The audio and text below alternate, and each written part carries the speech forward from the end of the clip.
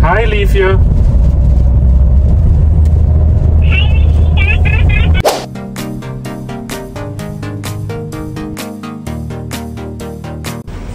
Alright, what's up guys? So dito kami sa I think kasi ba tayo? What? Somewhere at Lemery. I'm with Martin. Yeah. He's excited for the sun. Wow! Thank God it's nice weather. Nice weather.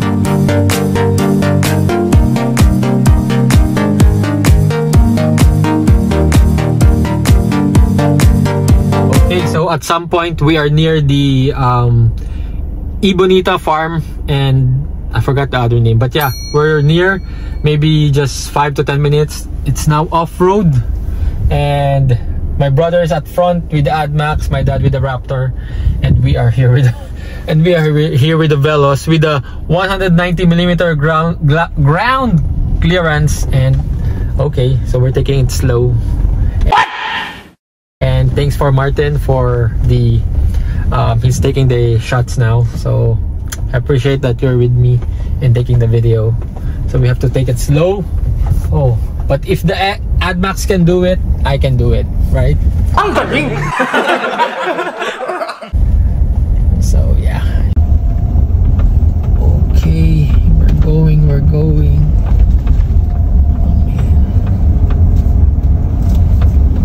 Let's see the view. So this is the view. You can see from the infotainment, we have the panoramic view of the Veloz.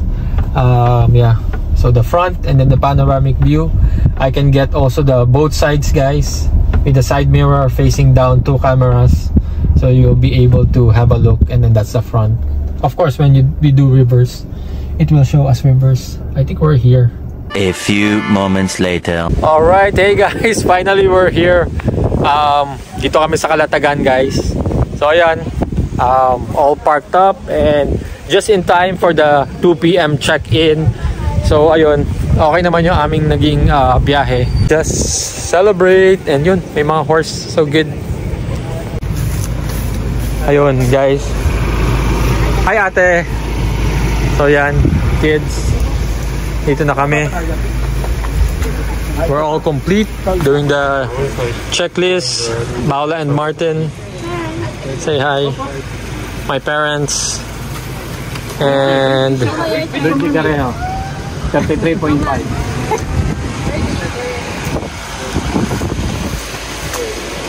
Hi, we're here. Ali, you like it? Yes, hi, Boom Boom. This is the barn. Wait, where's the animals? I saw it, the horse there. Hi, Sassy. Hi, Adi. Hi. Welcome to Ibonita Farm Peng Vlog. Okay, so yan, napakaganda guys ang preparation ng mga plates, and we're gonna have some merienda. Hey dog.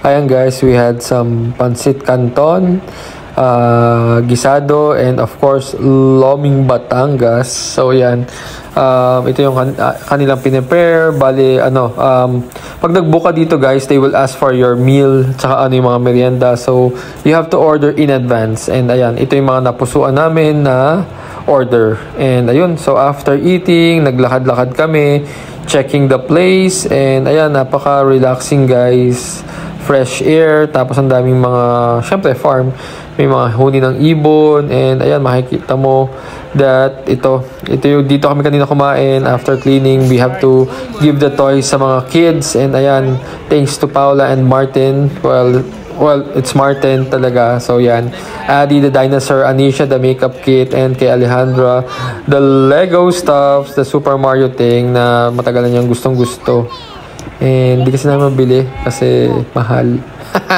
But anyways, ayan, so ayun, tapos meron dito mga sila, bantay ng mga aso. So mababait yung mga aso, lalapitan ka wag nakain, pero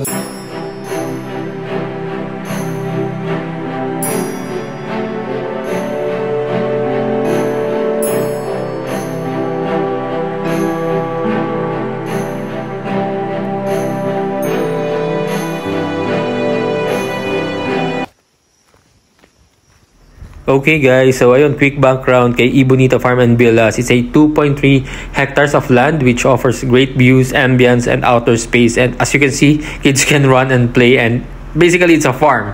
Okay, and yun nga, may mga small villas, maraming villas, which is we have the biggest villa which can accommodate 10 to 12 persons at least. And yun, it's a 5 minutes to 10 minutes drive to the beach. And now we are heading sa restaurant. Meron daw silang prepare for us, and let's go and we'll see.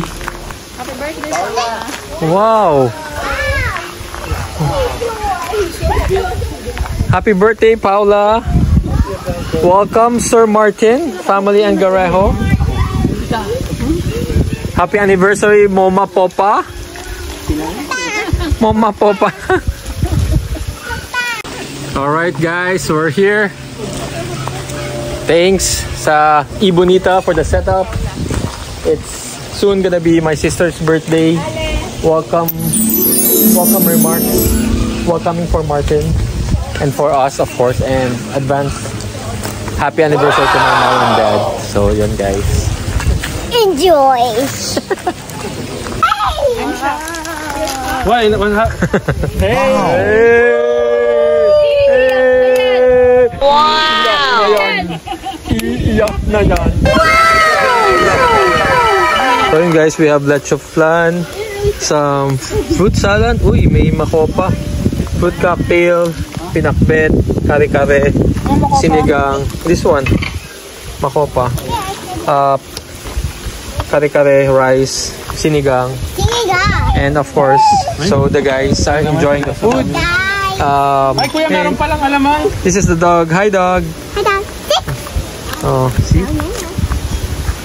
Ale, come here. That's a stray dog. No, it's not a stray dog. It's the view. Ayun.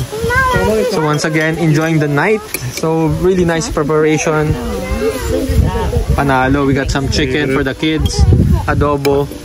And For the adults too, right? yeah, chicken for the adults. What's this? Oh, adults. Hey there, okay? Down. So, hi Paula, hi Martin. Hi. A few moments later. Nagbibase. T-Knights, Jenga, and Foursquare. And let's play here. Why? Oh, come here. Hindi ka pa rin row. How is what? Huh? Looks good. What? Huh? Yeah, okay. Did you see this? There's like only one block here on the outside, not on the inside, and this tower is not falling over. Oh man. Well, how? Get it. I'm an engineer and this doesn't make sense. You need to put it on top.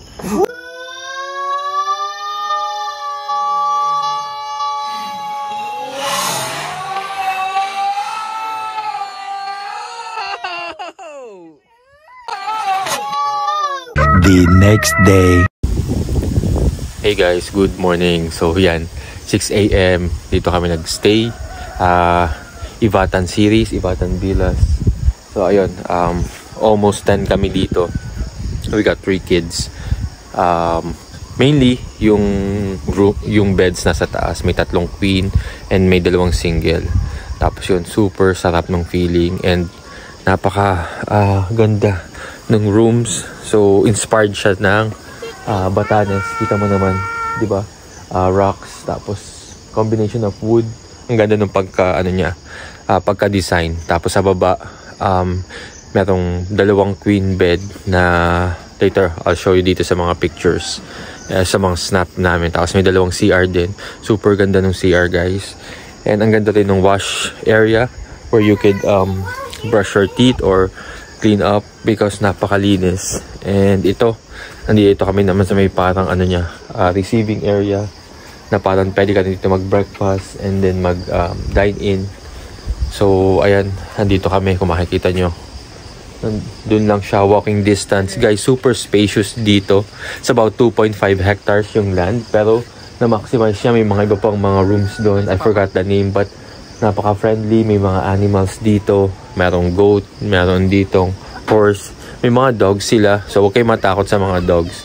Super friendly nila ng mga dogs. 12 dogs guys. Nung kumain kami dun sa Lanay for dinner, they prepared a special something for us because merong sinelebrate na 3 events. Makikita nyo din yun sa video.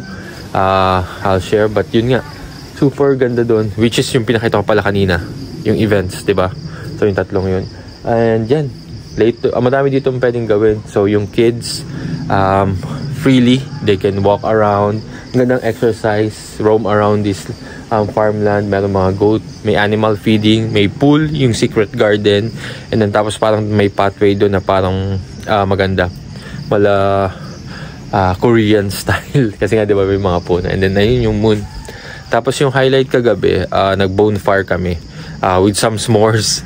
Sarap ng s'mores kasi nga may chocolate. Tapos ngayon, buti may dala akong graham at saka extra marshmallow. So yun, really na-utilize or nasulit namin yung bonfire until talagang maubos yung wood na mawala na talaga yung fire. So kwentuhan lang with the family, and of course meron nga kaming special someone. So that's my sister. She arrived after 3 years. Nagkita-kita na kami, and then of course we spent time with her nung Christmas. A week after, Martin, her boyfriend, arrived, and yun, so we kind of showed him around Batangas, and yun, ito one of the events ito nga ng family dito sa Ibonita. So gladly napili namin yung lugar na to. It's something different. Walang beach, maiba naman ngayon. Nasa Calatagan kami, nasa other side, which is medyo pa-hill part. If familiar kayo sa Calatagan, meron kayo makikita mga road na yung kay Subel de Ayala, then afterwards yun. So yung other side naman nito, dun na sa mga Edna's campsite, yung beach part. So yun, so na-enjoy namin. And so maraming salamat Ibonita once again sa service, and laging hands-on sila. About 2 or 3 ang laging support sa'yo dito. And yun. Alright, thanks for watching guys. Please like, comment, and subscribe. Bye!